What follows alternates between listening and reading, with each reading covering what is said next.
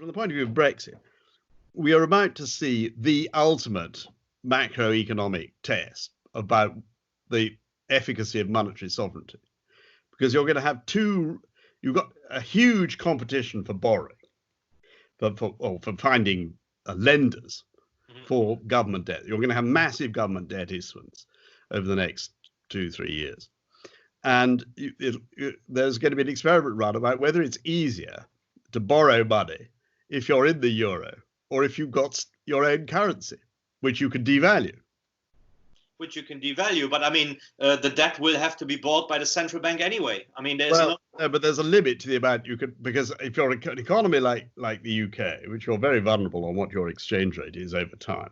Yeah. I mean, there is the Bank of England has already said that it's going to be basically buying this stuff, but I mean, you can only do that for a very, very short period of time without losing confidence. And the vulnerability of the UK to a real collapse of sterling, simply for things like food. I mean, already you have an inflation effect built into, you just have to see the prices that are in supermarkets and things for food. I mean, there has been an inflation effect already from this crisis because of the problems in supply chains and the rest.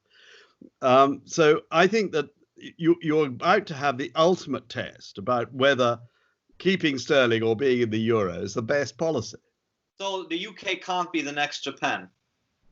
No. And I think, just to recap, this is because the UK is a current account deficit country, right? It's a budget deficit. It has a rising budget deficit. What about its international? And it's massively dependent on imports in a number of very fundamental areas like food. Yes. So that's a vulnerability which Japan has to a degree, but nothing like to the same degree. So you think it's not more to do with the currency? Actually, I mean, Japan has actually not had a particularly high inflation, despite, sky-high government debt and all the rest of it, because it has such a positive net international investment position. Yeah, yes, and because the Japanese government bonds are bought overwhelmingly by the Japanese. And that, yes. And that's not the case in the UK. Yeah.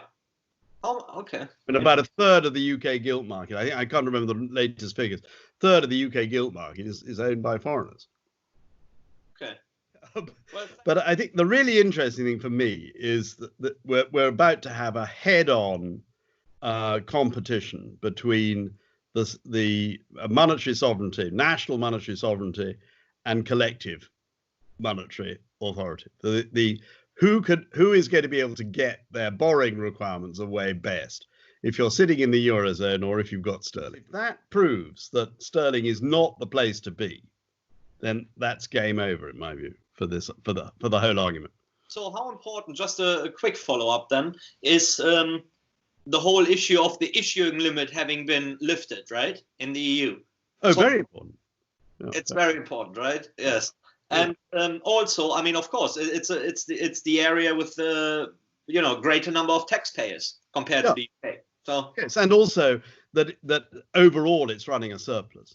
Yeah. And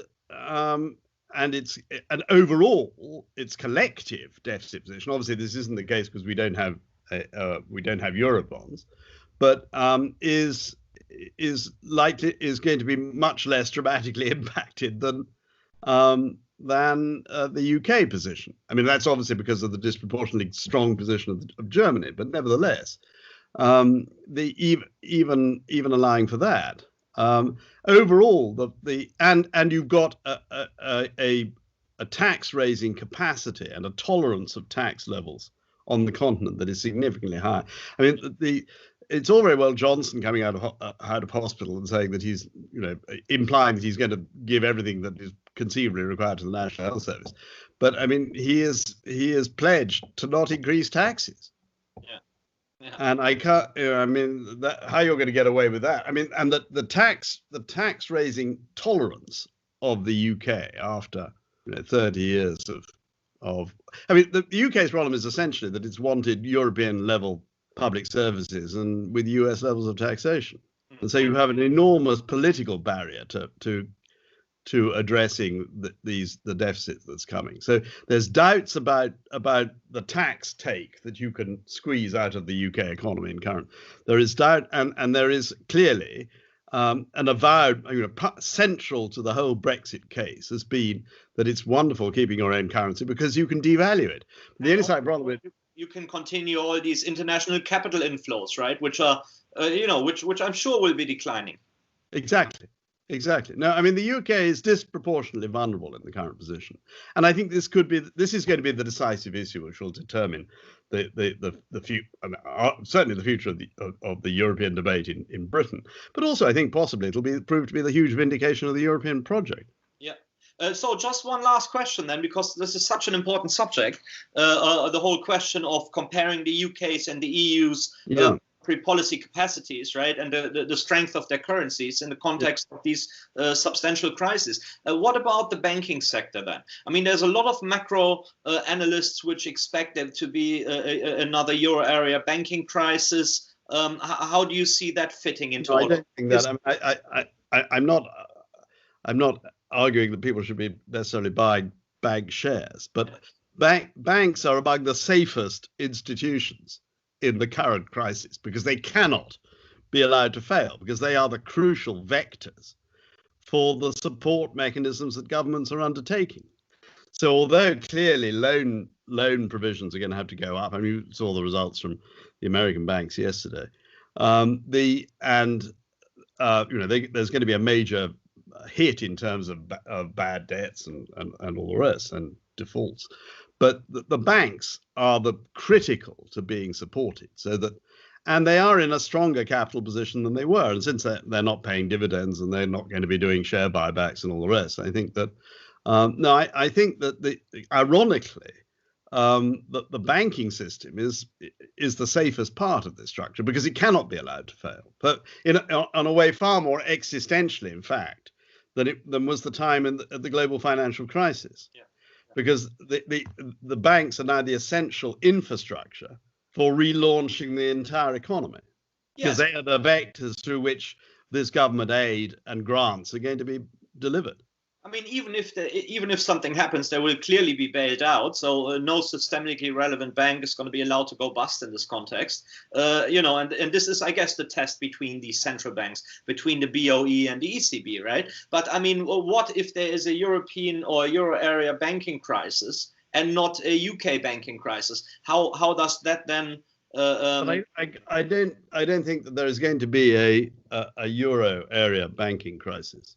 Okay. I mean, I can't see the scenario for that. And I don't actually think there's a scenario for a UK banking crisis. I mean, that what's going to happen to the UK, though, is that the financial services revenues of the City of London are going to be closed off faster than would have been the case if we'd not had this virus. I mean, I think that we were on track to get a rather slow decline of the city because the ECB's policy prior to the virus was that it was absolutely implacable about where it wanted to end up, namely that no euro business, basically no serious euro business being conducted in London, but is extremely flexible about how long it would tolerate to get there because it didn't want to rock the boat. It didn't want disruption in markets. It realized that London had a key position in a whole range of financing structures and things. And therefore, it was a slow burn, and they were going to tolerate equivalence for a period of time, and might even have moved away from this sort of annually renewed equivalence offer that was the initial idea, which was is still the current position in their negotiation, to allowing a 3 or 5 year deal or something to give the British more confidence. I mean, I think that was all on the table. I think all that's been blown away now because there's so much restructuring going on, such a massive operation that why bother? I mean, it doesn't. You might as well sort of bite the bullet now. And so I think that there have been some people who believe that this crisis will make the EU negotiating position vis-a-vis the UK softer because everybody will need help and we don't want to do damage and things. I think that may be true in trade areas. I'm not sure. Need to think more about that. But I'm absolutely convinced that in the area of financial services, that's not the case. So we're seeing a battle of the central banks and currencies. Yeah, I think, we're going to be running a massive experiment about whether national monetary sovereignty is still viable when you're trying to borrow like there's no tomorrow. I mean, that's the situation, and it's going to be very interesting. And I think that's going to kick in as well, really, as soon as we emerge from the lockdowns, as soon as we get an idea of how substantial the reconstruction task really is, and how big the debt issuance is going to have to be. Well, I think we will know this, whether we're in a, how L or V shaped this recovery is, by the third quarter, certainly. Yeah. Okay. All right.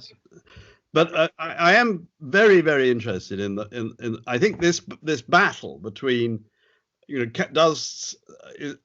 are the British able to get their debt away easier than the Eurozone or not, is the crucial battle.